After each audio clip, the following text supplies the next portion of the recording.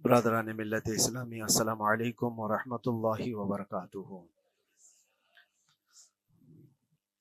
الحمد للہ الحنان المنان الذي خلق الانسان وعلمه البیان والصلاة والسلام علی رسول السلام علیکم، آپ سب خیریت سے ہیں؟ اس بیان کو ضرور سنیں، آپ سب پوری بیان سنیں۔ الانسان وعلمه البیان والصلاة والسلام علی رسوله سید الانس والجان وعلى آلہ واصحابہ ذوی الخیر والاحسان، اما بعد فاعوذ باللہ من الشیطان الرجیم، بسم اللہ الرحمن الرحیم۔ وَأَمَّا بِنِعْمَةِ رَبِّكَ فَحَدِّثْ، صدق اللہ مولانا العظیم۔ بارگاہ رسالت معاذ صلی اللہ علیہ وسلم میں درود پاک کا ہدیہ پیش کریں۔ اللہم صل علی سیدنا و مولانا محمد معدن الجود والکرم وآلہ واصحابہ الکرام وابنہ الکریم وبارک وسلم صلاة دائمة سرمدا ابدا۔ قرآن عظیم میں اللہ رب العزت ارشاد فرماتا ہے، وَقَلِيلٌ مِّنْ عِبَادِيَ الشَّكُورُ، میرے بندوں میں شکر کرنے والے بہت کم ہیں۔ اور یہ بات صحیح ہے کہ بندے پر بے شمار نعمتیں اللہ تعالیٰ عطا کیا ہے، بے شمار ہیں۔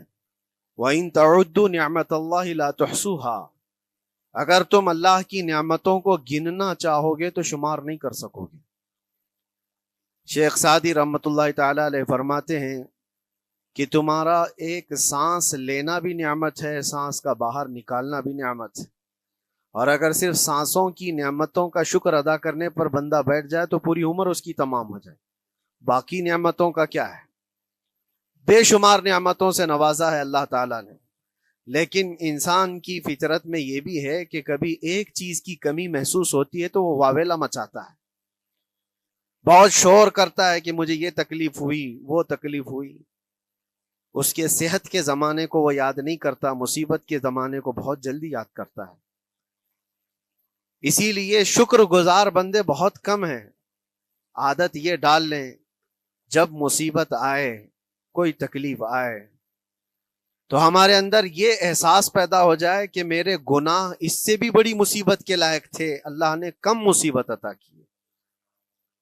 جب کوئی بیمار ہو جائے، جب کبھی کسی آفت میں مبتلا ہو جائے تو یقیناً درد تو ہوتا ہے، آدمی سہن نہیں کر پاتا، لیکن احساس دل میں یہ پیدا کرے اگر وہ انصاف کرنے پر آئے رب تبارک و تعالی میرے ہر گناہ کے بدلے بڑی بڑی سزائیں دے سکتا ہے، میں چھوٹی سی سزا میں ملوث ہوں، اللہ کریم اس کا شکر ہے۔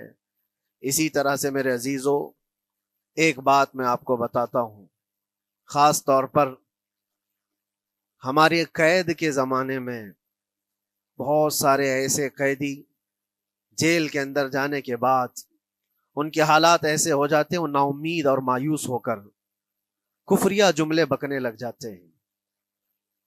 ان کے حالات ایسے ہو جاتے ہیں کوئی خدا نہیں، اگر ہوتا تو ہماری سنتا، بہت کچھ عبادتیں بھی کرتے ہیں، نہیں جب قبول ہوتی ہے تو مایوس ہو جاتے۔ تو یہ تو اندر کے حالات ہیں، باہر بھی کسی کے ساتھ ایسا ہو سکتا ہے۔ میں تو 10 سال سے دعا کر رہا ہوں، اولاد ہی نہیں ہوئی، کوئی یہ کہتا ہے۔ شادی ہو گئی، 10 سال ہو گئے، بچے نہیں ہو رہے ہیں۔ کوئی یہ کہتا ہے کہ میری بیٹی کا رشتہ ہی نہیں ہو رہا، ہر وظیفہ کر لیا، ہر دعا کر لیا، پھر یہاں سے نا امیدی، ناشکری۔ یہ جملے انسان کو کہاں تک پہنچا دیتے ہیں۔ ایک بات میں آپ کو بتاؤں، مولا علی کرم اللہ وجہہ الکریم کی یہ حکمت بھری بات ہے، ارشاد فرماتے ہیں جب کبھی مصیبت آئے اللہ کی طرف سے تو یہ امتحان ہے یا سزا ہے، کیسے پتا چلے؟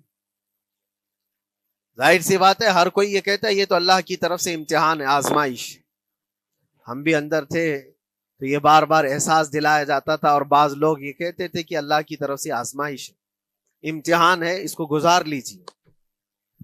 بعض مرتبہ امتحان ہے اور بعض موقعوں پر سزا ہے، اور سزا کب ہے اور امتحان کب ہے یہ کیسے پتا چلے؟ بہت بڑا فارمولہ ہے۔ مولا علی کرم اللہ وجہ الکریم فرماتے ہیں جب کبھی تم پر کوئی مصیبت آئے تو یہ دیکھ لینا ان مصیبتوں کے دن میں تم اگر اللہ سے زیادہ قریب ہو گئے ہو، دعا زیادہ کرنے لگ گئے ہو، وظیفے زیادہ کرنے لگ گئے ہو، تو اس کا مطلب ہے کہ اللہ تعالیٰ تم کو امتحان میں رکھا ہے. اور اگر مصیبتوں کے آنے کے بعد بندہ دور ہو جاتا ہے اللہ سے، پھر وہ بپھر جاتا ہے، گناہ زیادہ کرنے لگتا ہے، تو سمجھ لو یہ سزا میں ملوث ہے. اب سب کی زندگی میں یہ مصیبتیں جب آتی ہیں تو خود اپنے آپ کو ریئلائز کرے، احساس کر کے دیکھے کہ مصیبت آئی ہے تو میرے ہاتھ میں تسبیح آ گئی یا پھر گالی گلوچ. مصیبت یا آفت آئی ہے میرے گھر پر تو میں عبادت اور نماز کی طرف زیادہ جا رہا ہوں یا پھر عیش و عشرت کی طرف زیادہ جا رہا ہوں. تو تمہیں خود پتا چل جائے گا کہ تم اللہ کی طرف سے امتحان میں ہو یا پھر سزا میں ہو. میرے عزیزو، بہت مقامات ایسے ہیں جہاں پر بظاہر مصیبت کی حکمت ہمیں نہیں معلوم ہوتی کہ کیوں آئی یہ مصیبت، کیوں دی گئی ہے ہمیں ایسی تکلیف. اسی کا نام تقدیر ہے کہ اللہ تعالیٰ کے لکھے ہوئے پر راضی رہنا یہ مومن کی شان ہے. مومن کو ہمہ وقت اللہ تبارک و تعالیٰ کی طرف سے لکھی ہوئی اس تقدیر پر راضی رہنا ہے. آپ کو میں ایک بات بتا دوں، حضرت ابو جندل ایک صحابی ہیں، مکہ مکرمہ میں ایمان لائے. رسول پاک صلی اللہ تعالی علیہ وسلم جب ابھی مکہ میں تھے، اس وقت غریب صحابہ کو کفار مکہ، مشرکین مکہ کس طرح سے پکڑ کر مارتے تھے، کیسے کیسی سزائیں دیا کرتے تھے. اسی اسنا میں اللہ کے نبی صلی اللہ علیہ وسلم ہجرت کر کے مدینہ تشریف لے گئے. لیکن جو ابو جندل تھے یہ قید میں تھے، قید میں تھے. ان کا باپ خود ان کو قید میں رکھا ہوا تھا، اور ایسی قید کہ زنجیریں بندھی ہوئی رہتی تھی. مسلسل کئی سال گزر گئے. حضور پاک صلی اللہ تعالی علیہ وسلم کی ہجرت کے 6 سال گزر جانے کے بعد 7واں سال تھا جب آپ کو بتاؤں حدیبیہ کا وہ منظر پیش آیا جس کو صلح حدیبیہ کہا جاتا ہے. تقریباً 1400 صحابہ کے ساتھ رسول کریم صلی اللہ تعالی علیہ وسلم عمرہ کرنے کے لیے آئے. لیکن اس وقت مکہ کے کفار و مشرکین مکہ سے تقریباً 35 کلومیٹر باہر دور آپ کا راستہ روک لیا. کہا ہم آپ کو عمرہ کرنے نہیں دیں گے، آپ کے اصحاب کو، آپ کے صحابہ کو ہم مکہ میں انٹر ہونے نہیں دیں گے. جنگ جیسی نوبت آ گئی تھی. لیکن حضور پاک صلی اللہ تعالی علیہ وسلم اور صحابہ احرام پہن کر کے عمرہ کرنے کے لیے آئے. تو پھر درمیانی راستہ یہ اختیار کیا گیا. حضور پاک صلی اللہ علیہ وسلم نے فرمایا کہ ہم صلح کر لیتے ہیں، کچھ ایگریمنٹ ہو جائے ہمارے اور تمہارے درمیان، جنگ نہیں کریں گے، آج سے جنگ بندی ہو جائے. تو کفار مکہ اس بات پر راضی ہوئے، اور اس کے بعد صلح، جس کو کہتے ہیں صلح حدیبیہ، یہ بہت مشہور ہے. صلح حدیبیہ ہوئی، اس میں سارے پوائنٹس جو لکھے گئے تھے ایگریمنٹ کے اندر وہ سب مکہ والوں کی حمایت میں زیادہ تھے. دبا کر کے انہوں نے صلح کی تھی اس طرح سے ان کے زوم کے مطابق. یعنی اگر کوئی مکہ سے بھاگ کر مدینے جائے تو انہوں نے ایگریمنٹ میں لکھایا تھا کہ آپ کو وہ شخص ہمیں واپس کرنا پڑے گا، اور اگر مدینے سے کوئی بھاگ کر ہمارے پاس آئے تو ہم اس کو اپنے پاس رکھیں گے، ہم باہر واپس نہیں بھیجیں گے. تمہارا کوئی آدمی ہمارے پاس آ گیا بھاگ کر کے، یا ہمارا ہی وہاں رہنے والا کوئی آدمی آ گیا آپ کی امان سے نکل کر کے، تو ہم اس کو اپنے پاس رکھیں گے. ایسی بہت ساری شرطیں تھیں. میں کیوں کہہ رہا ہوں یہ بات سن لیجیے. یہ صلح حدیبیہ ہو گئی، ایگریمنٹ ابھی لکھا جانا تھا. وہ ابو جندل صحابی جو کئی سالوں سے مکہ میں قید میں تھے، زنجیریں توڑ کر کے وہ باہر نکل آئے. اور جب ان کو یہ خبر ملی کہ مکہ سے 35 کلومیٹر دور اللہ کے نبی صلی اللہ تعالی علیہ وسلم اپنے صحابہ کے ساتھ پڑاؤ ڈالے ہوئے ہیں اور تشریف لانے والے ہیں، کسی طرح بچ بچاتے ہوئے وہ وہاں پہنچ گئے حدیبیہ کے مقام پر. جیسے ہی وہ پہنچے صحابہ میں ایک شور ہو گیا. صحابہ جانتے تھے کہ کتنے سالوں سے ابو جندل قید میں ہے، طرح طرح کی اذیتیں اٹھاتا ہے، بہت مصیبتیں اٹھائی ہیں ابو جندل. دیکھا ان کے جسم پر پورے زخموں کے نشان تھے، ہاتھوں اور پیروں میں زنجیریں لٹکی ہوئی تھیں. وہ اسی حالت میں صحابہ کے پاس آ گئے. صحابہ سب نے سینے سے سینہ لگایا، استقبال کیا. ابو جندل تم آ گئے ہمارے پاس، آ گئے. اب بات سنو، بڑی حیرت کی ہے. ایگریمنٹ لکھا جا رہا تھا اور ابو جندل مکہ سے فرار ہو کر کے آئے تھے. ابو جندل کا جو باپ ہے اور دوسرے جو رئیس مکہ کے تھے، قریش کے سردار، سبوں نے ہاتھ روک لیا اور کہا ہمارا ایک آدمی بھاگ کر آپ کے پاس آیا ہے، ایگریمنٹ کے مطابق اس کو آپ ہمیں واپس کرنا ہوگا، واپس لوٹانا ہوگا۔ مکہ میں رہنے والا شخص آپ کے پاس آیا ہے، وہ ہمارا قیدی ہے۔ حضور پاک صلی اللہ تعالی علیہ وسلم نے فرمایا ابھی تو لکھا نہیں گیا، اس سے پہلے وہ آیا ہے، چھوڑ دو اس کو، اس کے بعد جو بھی ہوگا اس پر عمل کریں گے۔ مکہ والوں نے کہا نہیں، ہم نہیں مانتے اس چیز کو۔ حضور پاک صلی اللہ تعالی علیہ وسلم نے یہاں تک فرمایا اس ایک شخص کو میری ضمانت میں دے دو، باقی تمہاری ساری شرطیں منظور کر لی جائیں گی۔ وہ رحمت للعالمین، نبی اکرم صلی اللہ تعالی علیہ وسلم اپنے غلاموں پر رحم کیسے نہ کریں۔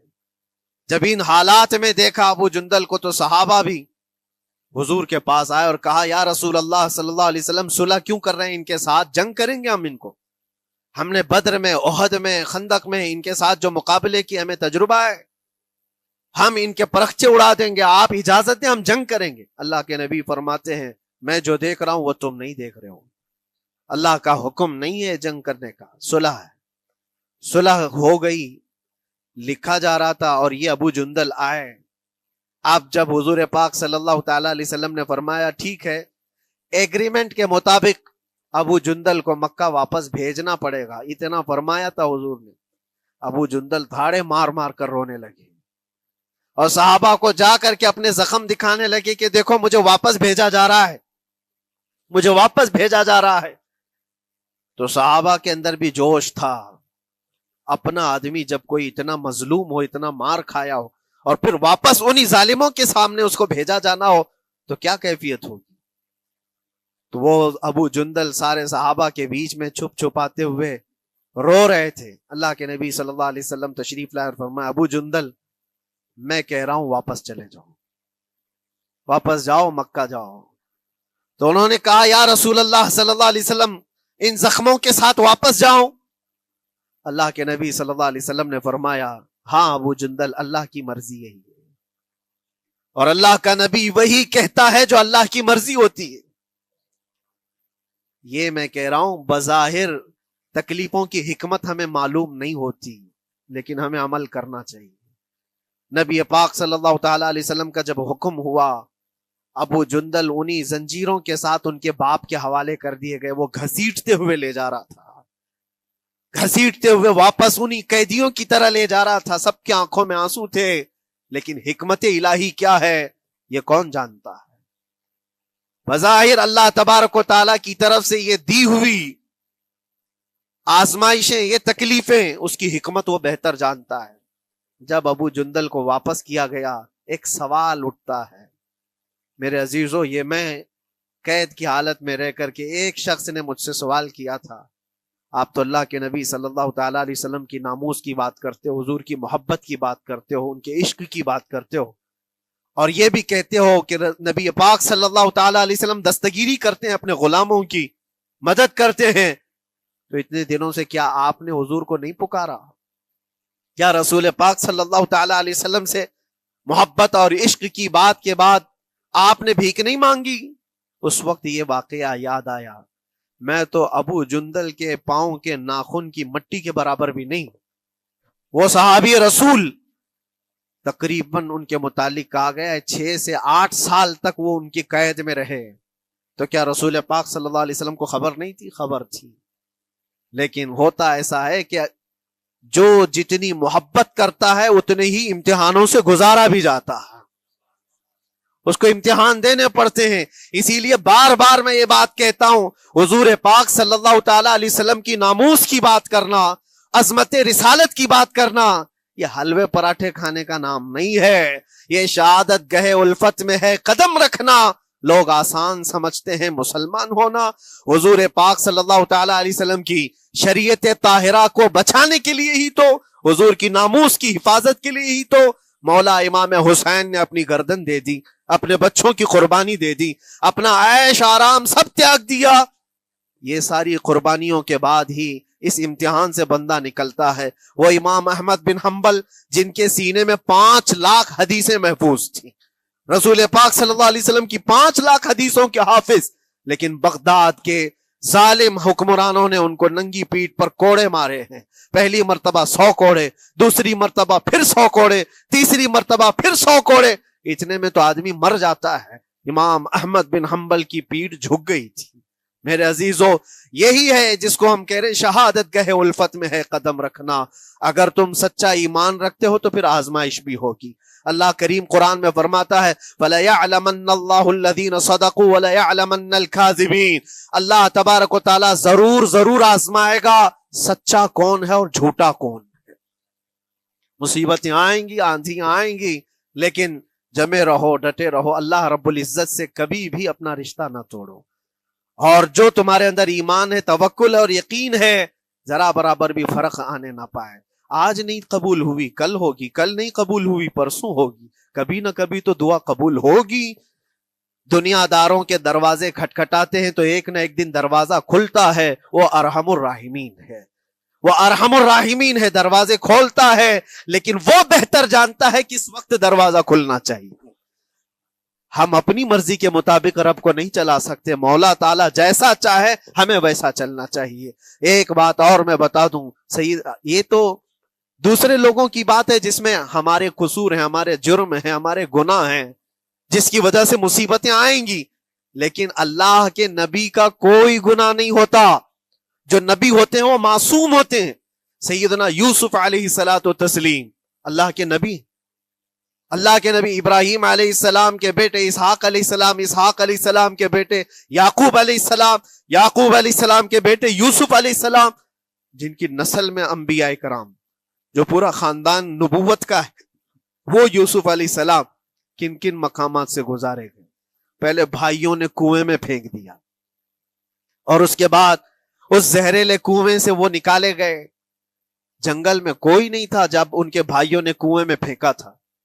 اس وقت ایک قافلہ جا رہا تھا، انہوں نے ڈول ڈال کر کے نکال لیا اور پھر لے کر کے گئے. یہاں سے کنویں سے تو نکالے، لیکن آگے کی زندگی کیا ہے؟ مصر کے بازار میں لے جا کر قافلے والوں نے بیچ دیا.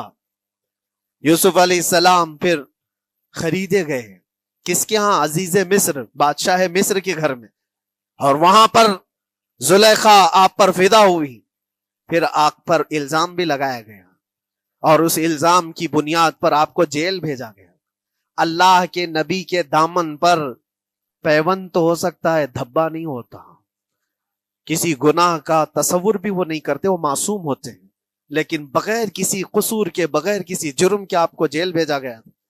یوسف علیہ الصلوۃ والتسلیم جیل جب گئے وہ نبی ہو کر کے، اور اس کے بعد دن کٹتے رہے. دن کیسے؟ ہفتے، ہفتے کیا مہینے، مہینے کیا سال. یوسف علیہ الصلوۃ والتسلیم کے 7 سال گزر گئے. جب کبھی کسی انوسنٹ کو، بے قصور آدمی کو تکلیف دی جاتی ہے تو اس کو احساس زیادہ ہوتا ہے. اور جرم کی وجہ سے جب کوئی تکلیف میں آتا ہے تو کمپرومائز کر لیتا ہے، میں ایسا غلطی کیا تھا، مجھے یہ جھیلنا پڑ رہا ہے. لیکن جس کا جرم ہی نہیں، نہ کردہ گناہ کی سزا جب دی جاتی ہے، بندہ بہت بکھر جاتا ہے، ٹوٹ جاتا ہے. لیکن وہ اللہ کے نبی تھے. توکل کیسا تھا، یقین کیسا تھا، صبر کے ساتھ نکالے. لیکن ایک بہت پیاری بات ہمیں ملتی ہے میرے عزیزوں، وہاں قیدی اور بھی تھے، اور یوسف علیہ السلام کو اللہ تعالیٰ نے ایک معجزہ عطا کیا تھا. وہ خوابوں کی تعبیر سچی سچی بتاتے تھے. خواب کی تعبیر ہوا کرتی ہے، جو بھی خواب دیکھتا ہے آدمی اس میں اشارہ ہوتا ہے اللہ کی طرف سے. تو 2 قیدیوں نے خواب دیکھا تھا. یہ قرآن پاک کے سورہ یوسف میں پورا موجود ہے، 12ویں پارے میں. 2 قیدیوں نے خواب دیکھا، اپنا اپنا خواب انہوں نے بیان کیا یوسف علیہ السلام کو. ایک قیدی نے دیکھا کہ وہ سر پر روٹیاں رکھ کر کے لے جا رہا ہے اور پرندے نوچ نوچ کر کھا رہے ہیں. دوسرے نے دیکھا کہ وہ انگوروں کو نچوڑ کر کے اس کے رس پی رہا ہے. تو انہوں نے بتایا یوسف علیہ السلام کے پاس ایسا ایسا ہم نے خواب دیکھا ہے، اس کی تعبیر کیا ہو سکتی ہے؟ سیدنا یوسف علیہ السلام فرماتے ہیں میں دونوں کے خواب کی تعبیر بتاؤں گا، لیکن اس میں سے ایک بندہ، اس سے آپ نے کہا تو وعدہ کر کے میرا بھی کام کرے گا، میرا بھی ایک کام ہے تو کرے گا. 7 سال گزر گئے تھے. جو بادشاہ مصر تھا وہ بھی بدل چکا تھا، جس نے قید میں ڈالا تھا وہ ختم ہو گیا، دوسرا آیا، تیسرا آیا، جو بھی آیا، لیکن حکومت بدلی ہوئی تھی. تو خواب کی تعبیر بتانے سے پہلے ایک قیدی سے یوسف علیہ السلام نے کہا کہ میرا کام تو کرے گا. اس نے کہا ہاں آپ جو کہیں گے میں کروں گا. تو سنو، تعبیر یہ ہے، جس کے سر پر روٹیاں رکھی ہوئی اور کوے کھا رہے تھے یا پرندے کھا رہے تھے، اس کی تعبیر یہ ہے کہ عنقریب تجھ کو موت کی سزا سنائی جائے گی. وہ غمگین تھا. دوسرے سے کہا تو انگور کے رس نچوڑ کر پی رہا تھا. تیرے خواب کی تعبیر یہ ہے کہ عنقریب تجھ کو رہا کر دیا جائے گا, تو آزاد ہوگا, اور تجھ سے ہی میرا کام یہ ہے کہ آزاد ہو کر جائے گا تو تو موجودہ وقت کے جو بادشاہ ہے شاید اس کی فوج میں شامل ہو جائے یا اس کے سپاہیوں میں یا وزیروں میں, تو میری یہ بات اس تک پہنچا دینا. پچھلے 7 سالوں سے بے گناہ بے قصور ایک قیدی اندر ہے, اس کو آزاد کر دیا جائے, اس کو آزاد کر دیا جائے. اس نے کہا بالکل, اگر میں چھوٹا تو آپ کا ایک کام ضرور کروں گا. سنیے بات, چند دن نہیں گزرے تھے کہ اس ایک قیدی کو موت کی سزا ہو گئی. اس کو موت کی سزا سنائی گئی اور پھانسی ہو گئی. دوسرا یہ جو قیدی جس کو آپ نے رہائی کی خوشخبری دی تھی, اس کی بھی رہائی کی خوشخبری آ گئی, وہ آزاد ہو گیا. لیکن قرآن پاک میں ہے آزاد ہو کر جب جاتا ہے آدمی تو پچھلا بھول جاتا ہے. اکثر ایسا ہی ہوتا ہے, کیا جیل کے دوست کون تھے کیا تھے کچھ پتا نہیں, اور آدمی تو یہ سوچتا ہے دوبارہ کبھی ادھر کے دروازے کو بھی نہ دیکھو. آیا اور بھول گیا. یوسف علیہ السلام نے جو کام دیا تھا وہ بھول گیا. یہاں تک کہ قرآن میں اللہ فرماتا کئی سال گزر گئے, 1-2 دن نہیں سالوں گزر گئے, اور وہ بادشاہ کی فوج میں شامل تھا یا بادشاہ کے مصاحبین میں شامل تھا, قریبی لوگوں میں. ایک زمانے کے بعد مدت ہوئی, اور اس وقت سوچیے آپ کتنا وقت حضرت یوسف علیہ السلام نے کاٹا ہوگا. ایک دن آپ بے اختیار رو پڑے اللہ کی بارگاہ میں. یہ میں آپ کو بتا رہا ہوں, کبھی کبھار انسانی فطرت کا تقاضا ہے. اللہ تبارک و تعالیٰ کی بارگاہ میں رو پڑے اور کہا اے رب العالمین اے ارحم الراحمین, یہ دن کب ختم ہوں گے؟ یہ جس طرح سے مجھے جیل کی سلاخوں کے پیچھے بند کیا گیا ہے, ان مصیبتوں سے کب آزادی ہوگی میرے مولا یا ارحم الراحمین؟ جواب رب تعالیٰ کی طرف سے آیا. یہ ہمارے اور آپ کی بات نہیں ہے, یہ اللہ کے نبی کی بات ہے. اب سنو, یوسف علیہ السلام کو جواب آیا اے یوسف, جب تجھے جیل سے نکلنا ہی تھا, تجھے باہر جانا ہی تھا, تو دنیا کے بادشاہ کے پاس سامنے کیوں ریکویسٹ رکھا, میرے سامنے رکھ دیا ہوتا. اللہ اکبر, یہ توکل کا اعلیٰ درجہ ہے. اتنی مصیبتوں کے بعد بھی تم نے اس سپاہی کو کیوں اپنا قاصد بنا کر بادشاہ کے سامنے بھیجا کہ میری آزادی ہو جائے؟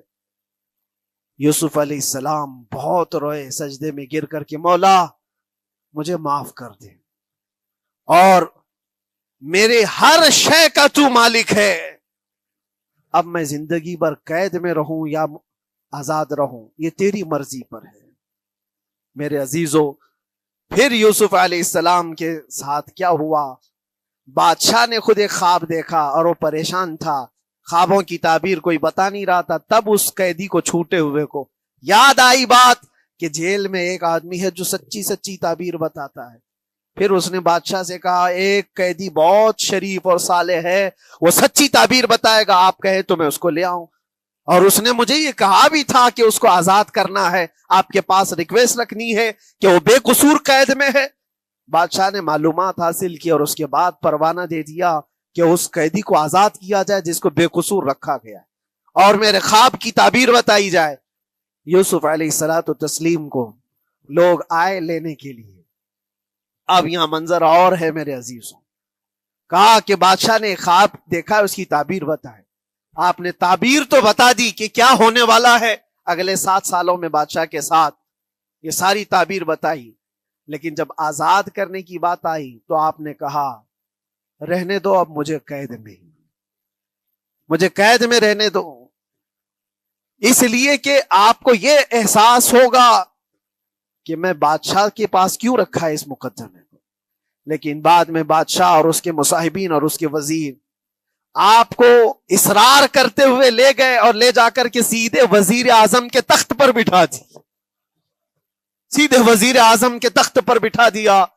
پھر رب تبارک و تعالیٰ نے فرمایا اے یوسف, جب تک ہم چاہیں تب اندر رہے گا آدمی, اور جب ہم چاہ لیں باہر تو پھر اپنی مرضی سے کوئی اندر بھی نہیں رہ سکتا.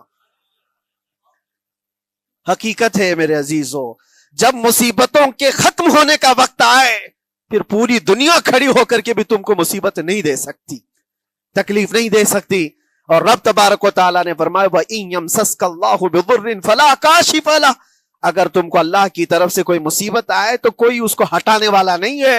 وَإِن يَمْسَسْكَ اللَّهُ بِخَيْرٍ فَلَا رَادَّ لِفَضْلِهِ، اور اگر اللہ تبارک و تعالیٰ کوئی بھلائی کسی بندے کو دے دے تو دنیا کی کوئی طاقت اس کو روک بھی نہیں سکتی۔ آج اگر رب تبارک و تعالیٰ ہم کو کوئی مقام اور مرتبہ دے دے، کوئی عزت اور انعام دے دے، سارے کتے بھونکتے رہیں، اس انعام کو کوئی رد نہیں کر سکتا۔ اللہ تبارک و تعالیٰ کا دیا ہوا فضل اس کو کوئی کاٹ نہیں سکتا، اور اس کی دی ہوئی مصیبت کو کوئی دوسرا ٹال بھی نہیں سکتا۔ اسی لیے آؤ لگے رہو اسی بارگاہ میں اور عرض کرو کہ مولا مجھ سے جو خطائیں ہوئی ہیں اس کو درگزر فرما دے، اور جس طرح کی بھی تو زندگی دیا ہے یہ تیرا شکر ہے مولا، شکر ادا کرنے کی عادت ڈال لو۔ اللہ تبارک و تعالیٰ فرماتا ہے لَإِن شَكَرْتُمْ لَأَزِيدَنَّكُمْ، اگر تم شکر ادا کرو گے تو میں اور زیادہ عطا کروں گا، اور زیادہ عطا کروں گا۔ آج اگر تھوڑی سی مصیبت ہے تو شکر ادا کرو کہ مولا بڑی مصیبت تو نہیں آئی ہے، یہ بھی تیرا کرم ہے، تیرا احسان ہے۔ مصیبت زدہ لوگوں کو دیکھتا ہوں تو پھر میں یہ کہتا ہوں ہاتھ بھی سلامت ہے، پیر بھی سلامت ہے، آنکھ بھی سلامت ہے، زبان بھی سلامت ہے، دماغ بھی چل رہا ہے، کیا یہ شکر کرنے کا موقع نہیں ہے؟ یہ شکر کرنے کا مقام نہیں ہے؟ آؤ ہر دن اللہ کا شکر ادا کرو، شکایتیں کم کرو، اللہ تبارک و تعالیٰ کو یہ زندگی پسند ہے۔ وآخر دعوانا ان الحمد للہ رب العالمین۔ السلام علیکم۔